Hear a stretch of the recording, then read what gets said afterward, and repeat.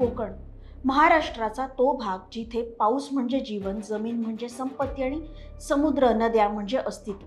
हजारो वर्षांपासून इथली माणसं निसर्गाशी जुळवून घेत जगत आली आहेत. पण आज हाच कोकण एका अशा संकटाच्या उंबरठ्यावर उभा आहे, जे संकट दिसत नाही, ऐकू येत नाही आणि त्याचा परिणाम पिढ्यानपिढ्या सहन करावा लागू शकतो.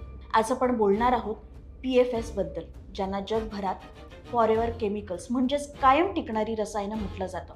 आणि एका अशा कारखान्याबद्दल जो युरोपमध्ये धोकादायक ठरला, बंद झाला, पण त्याच तंत्रज्ञानासह आता तो भारतात, महाराष्ट्रात रत्नागिरीच्या लोटे परशुराम MIDC परिसरात पोहोचलेला आहे. इटलीतील विसेन्झा भागात मिटेनी नावाचा एक मोठा PFS तयार करणारा कारखाना होता. तर हा कारखाना इतका धोकादायक होता तर गोष्ट इथेच संपायला हवी होती, पण तसं झालं नाही. तो कारखाना युरोपमध्ये बंद झाला. ज्या यंत्रसामग्रीला विषारी ठरवण्यात आलं, तीच यंत्र, तेच तंत्रज्ञान, पेटंट्स भारतात लक्ष्मी ऑर्गॅनिक इंडस्ट्रीज यांनी 2019 मध्ये लिलावात विकत घेतलं.